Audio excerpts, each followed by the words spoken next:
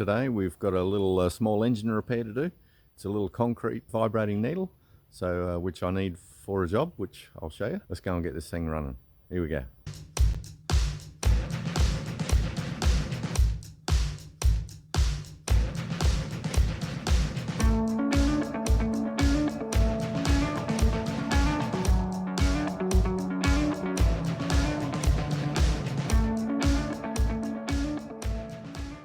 So this is the little concrete vibrating needle engine. Has the output shaft here. Hang on, let me lift this pin. Does that stay up? Clearly not. Oh, there we go. So it turns on the base. Nothing exciting, it's just a 6.5 horse sort of thing. It's a Chinese knockoff type style one. Shouldn't have too much trouble. Like, let's check the old oil out. I've taken the fuel cap off, there's no fuel in it. And the oil looks nice and shiny and not black and sooty. So the motor itself doesn't look that old actually, to be honest. It shouldn't be too hard. It does, I'll get this back in there. It does turn over without too much trouble. Yeah, so I took the fuel cap off before and smells a bit stale. So what I might do is just take the little bowl off the carburetor, this little bad boy here, and just check the float and the seat and everything. I may even take the whole carby off and have a fiddle, but you can see it's just been sitting around, like even that's perished, and that's the ignition lead. So if we got spark just by pulling the plug and turning it over, all we're going to do is get the fuel side of it sorted. So we should have a goer. Now the reason that I'm trying to get this whole thing working, one, because I got it really cheap, and it looked like it was in relatively good nick. It comes with the which looks virtually brand new, flex drive with the vibrating needle. Now these little pumps, you can use them for, with this coupling, you can hook on a different flex drive and like a submersible pump, one that you drop into a sump hole or something. So it's going to come in handy for multitude of different jobs. But I thought I'd get it going today because I need to do some concreting. Yes, that's a big hole in my shed. And that's for a different video. It's all around the other side of the tractor here, and there's another one. So there's two big ass concrete holes in my shed that need some high strength concrete poured, and that's the plan for next week, another video. The reason for the holes, well, that's another video as well. So anyway, let's try and get this little pump going. I'll set you up on the tripod and we'll have a bit of a fiddle, eh? See what we can do. Here we go.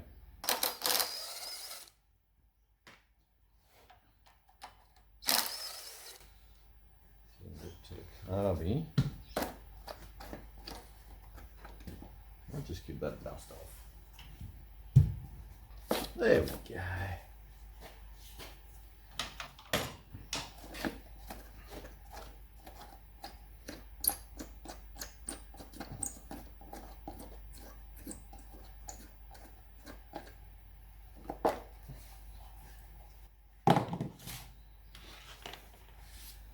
So the air cleaner looks virtually new, so no one's spent a whole lot of time on it by the looks. And there's no rat's nests or anything hiding inside. Oh, could they make a longer thread?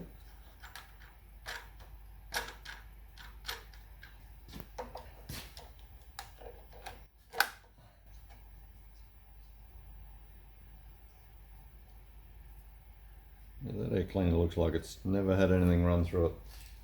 Don't even know if it's ever been run. Okay, let's hold that on. Okay.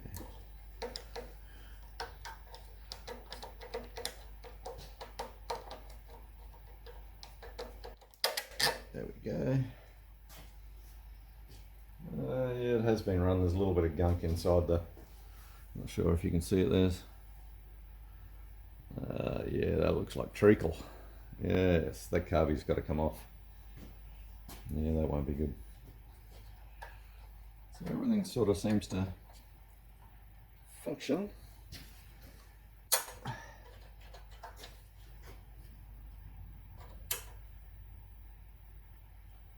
It's okay.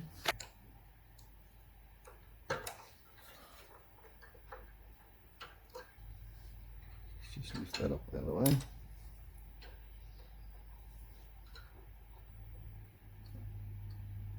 Come on off there. You don't need to stay on there. There we go.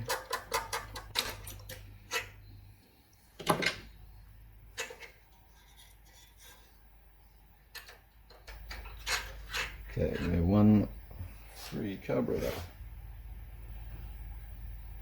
Oh yeah, that's gungy and not very easy to turn. Okay, let's disassemble this carburetor. We'll start with the bowl and the little on-off valve. It's probably the best spot to start. Denny, never heard of them. It looks just like every other little Chinese knockoff carburetor. Oh. Okay.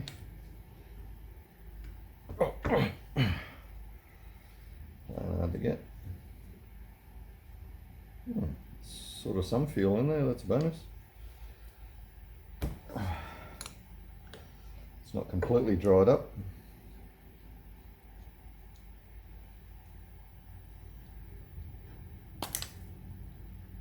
Yeah.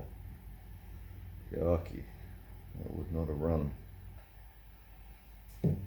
Okay, so this is the bowl, and if anyone's not worked with these before, that's meant to be all shiny inside, and it's actually hard and like sandpapery. It shouldn't be. It should be nice and clean and shiny like the anodized outside. So that needs a bit of a scrub if I can get it.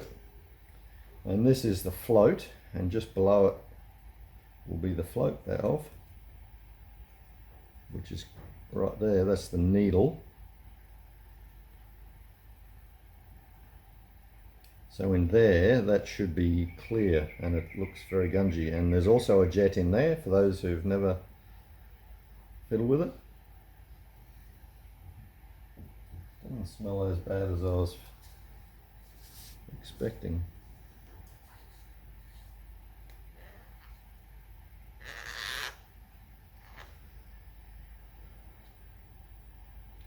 I would have really liked to have put it in an ultrasonic bath, but I don't have one. Look, you can see just scraping off sort of like a layer of tar or glue. That would have definitely stopped it from running, because that's meant to be a really nice, neat needle, like a tapered cone, and it's not. Like, the alternative is just grab another carburetor off another 6.5 horsepower, because they'll all virtually bolt straight on. But I don't have one spare at the moment, so we'll have to try and make do. See all that there? It's meant to be clean like that. That's just what do they call it? Varnish from the fuel when it evaporates. It leaves behind like a varnish. Yeah, crackly sort of dry stuff. Ah, that's actually rubber. Now that I've cleaned all the varnish off. Can you see that? Not sure if you can. It's actually a little rubber tip, which is good. It's in good nick, I mean. Let all the cruds come off it. Okay, the only reason I clean that gunge off is because when you put some good fuel in there, after a while those little flaky bits will come off, and you don't really want them to block up anything. So the best chance is now to clean all those gungy bits off if you can. Okay, the little spring and everything works fine. Just get the air compressor going and we'll try and blow some of these jets out somehow. Well, they all function okay. As long as these ports and that one there, I might get a screwdriver and try and clean that out. I'll just start the compressor. And we'll see if we can give them a bit of a scrub-de-doo. Scrub-de-dub. It's only a degreaser parts washer, it's not a ultrasonic cleaner, which would be really, really nice. See if we can get this main jet out. That's easier than I thought. Yeah.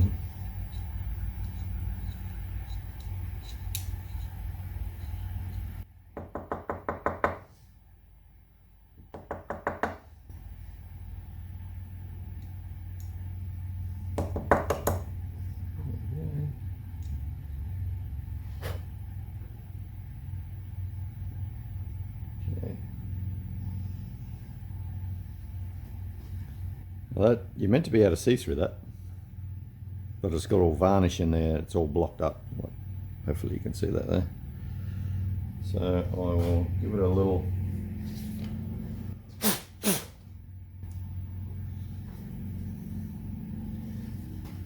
I have some Oxy tip cleaners, which are normally quite perfect for this.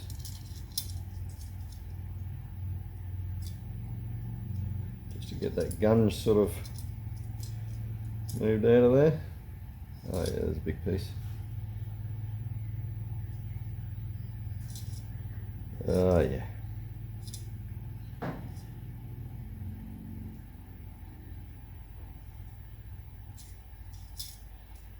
That wasn't going to run in a hurry.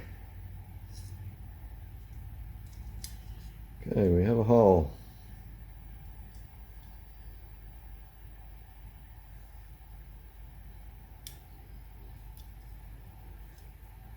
Run there. It's normally 9 out of 10 times the main problem is this main jet in the bottom is chock-a-block. There we go, not sure if you can see through there yet. Through that little tiny hole. Someone's got their hand in the way. I think we got it. That one's a good one, that's a goer. Just nice to get all that varnish off. Don't want it blocking the jets up again once it gets into use. Let's just see if we've got air through there. Yep, do it.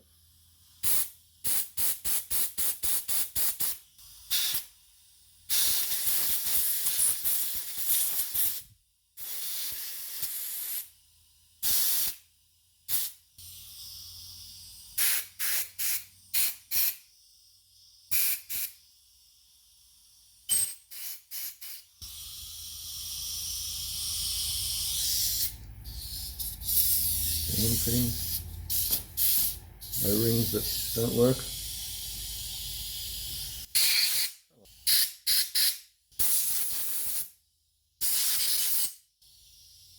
Okay, let's take that off and see how it looks.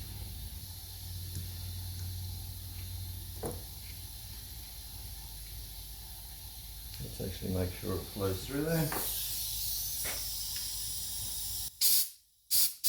Oh yeah.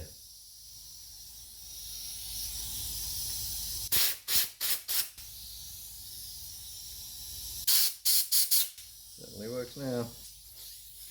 There we go. That's all good. That's a little bit gungy. I'll see if I can clean that up in the nail parts. Okay, I'll give this stuff a bit of a clean. I'll come back to you.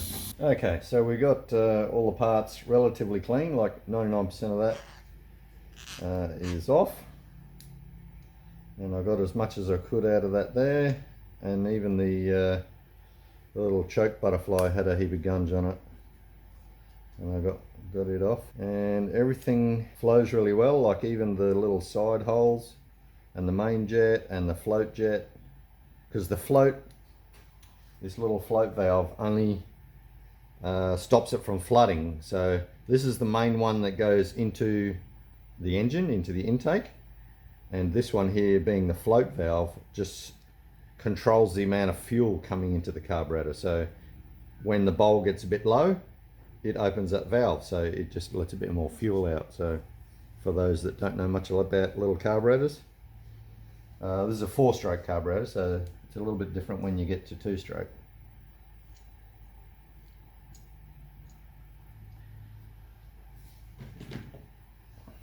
So I'll just pop the main jet back in there, and there's no sort of amount you need to have it in there. You just got to have it so it bottoms out and it's home. Not an X amount of turns, I mean. So just make that a little bit snug. And we can put this on. Let's just get a little bowl. Oh, come on.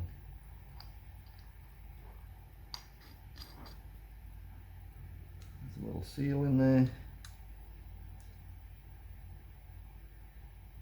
That's snug. Okay. So making sure the little needle and everything's all good. Sits down in there. And we pop the little pin back in. Now this pin doesn't have any locking mechanism, it's just sort of a push-in fit. But when the bowl is on, it's not going anywhere anyway. So the pin just sits in there like that. It's all good. So what's these in? Now I can put the bowl back on. Look how clean that came up. Looks like a new one. That's how it's supposed to be, not all varnish and gunge in it. So that holds the bowl on, and this one is just for a bleed, like if you need it to, where are we? So that goes that way. So we'll have it out this way. So that's just if you want to drain it for some particular reason, or see if there's actually fuel in the bowl. So hopefully we don't have leaks due to rubber gaskets not being as good as they could be. I think we'll be okay though. That's had rust on it. Same with that, that's got rust on it just from sitting outside. Looks like this unit's never really been under cover. Anyway, so they're right to go back on. I'll just give that hose a bit of a blow through, because the tank is actually dry, so, and that's just fine. Let's just check how much varnish is in the tank. Oh, it's actually really good. It must have been run out of fuel. Sorry, no, it ran out of fuel, and the only fuel that was left was in the bowl, which was really good, and that all went to varnish. So, okay, so let's pop this back together, and then we'll see if we got some spark. That'd be really nice. So that goes on there. This little tiny spring goes in here. Boom. So that's on. Let's just get this out of the way.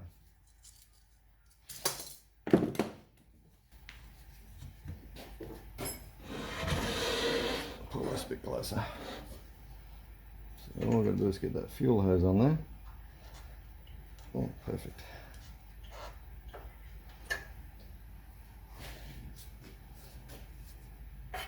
And a little hose clamp.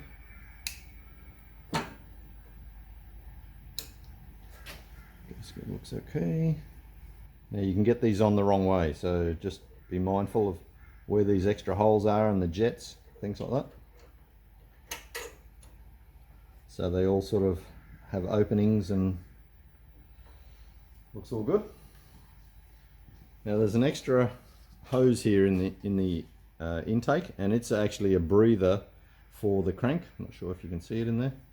That goes into the tapper cover, sorry. So when we're lining all these up, we try and get this in at the same time. So we've got a few things to try and get. We've got the choke and the fuel and the hose that goes in the tapper cutter. There we go. Boom.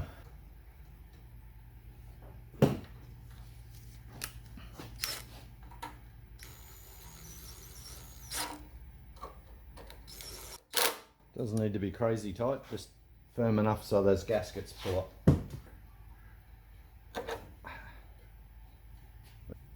It's nice and firm. We best check the spark plug. Just give me a sec, I'll go and get the spanner.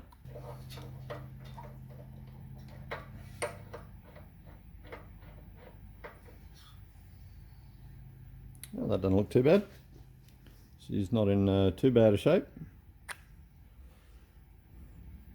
Nice gap. The post isn't in bad shape at all. Let's see if we've got some spark. Hopefully you guys are going to be able to see this. Come on, there we go. Come on.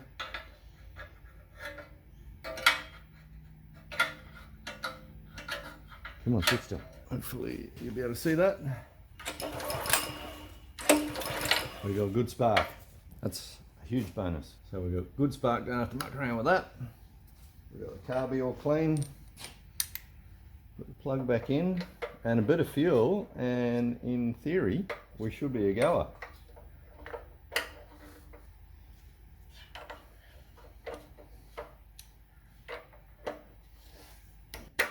Okay, do this up to factory specs. Yep.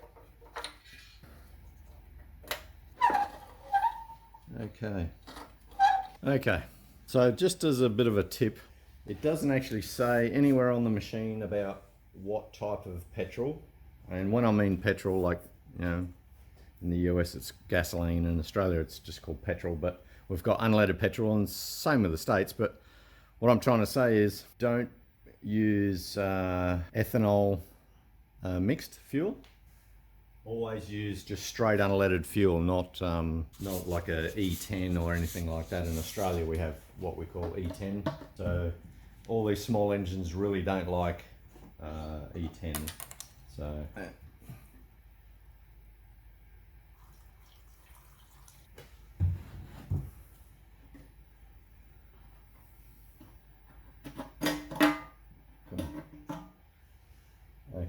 we got a good amount of cover on the bottom. So far we don't have any leaks. There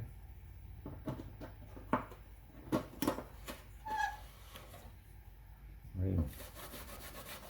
Get that tidy up. Oh, looks like a new machine. Hopefully it works. Okay, I'll just get yours back a little bit, and we'll give it a couple of goes. And so it's on the on. Choke is on, fuel is on. So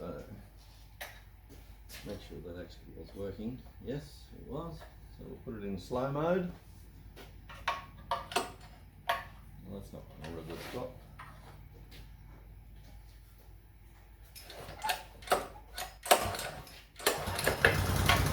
Oh, look at that! Woohoo! Needs a bit of choke.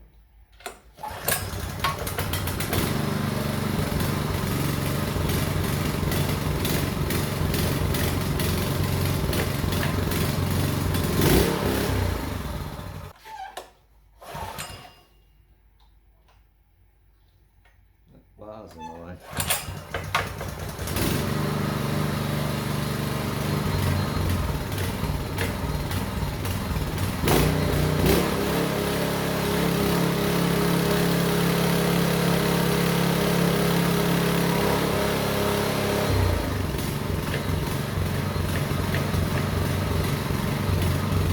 Got a big lumpy cam.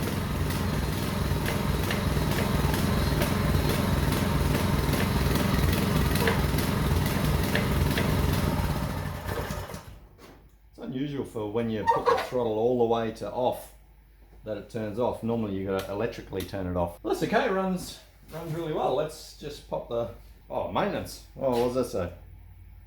Every 50 hours, dusty situations, immerse, clean oil. Yeah, okay, sure. Sure. Okay, let's make sure it runs whenever it's supposed to. Give it a little bit of throttle. We're in the on position. Yeah.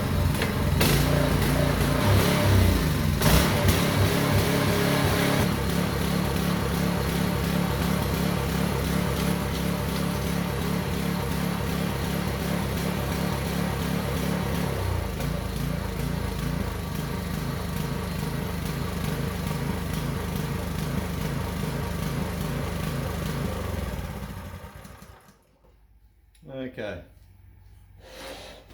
Runs pretty good, as if it's got a big lumpy cam in it, but that's not the case. I think it's still a bit of gunk coming through the line, through the system. So, but what I'm going to do is jam the old needle doodad in it. The cable turns and you can hear it turning inside the big needle. So let's just jam that bad boy in there. I don't know if it's engaged. There we go, it's in the comb. Pop that little pin in there so it doesn't come out.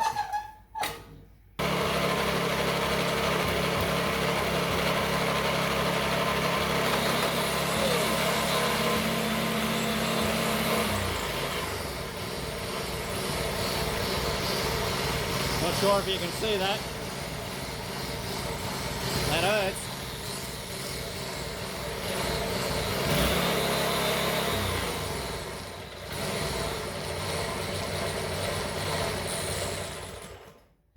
Whew, that's noisy. That works really, really well. Anyway, let's get on to the next project, eh? That one works. I'll be able to now use it. So guys, that works really well, and that wasn't too hard a repair. I think just about anyone can give it a go at home. All it is just a couple of bolts, pull it apart and give it a good clean inside, because the varnish blocks up the jets, and that's the main part. So guys, if you like this video, give us a thumbs up, that'd be awesome. And if you haven't, consider subscribing. I don't normally do a lot of small engine stuff, but it's not hard to work on. Unless it's completely wrecked, then you just got to find other parts. So if you've been following the channel, you will see that I'm doing some workshop upgrades. So this is the surprise for the workshop upgrade. These big holes in the ground here. Thanks for watching, and we'll catch you on the next one. See ya.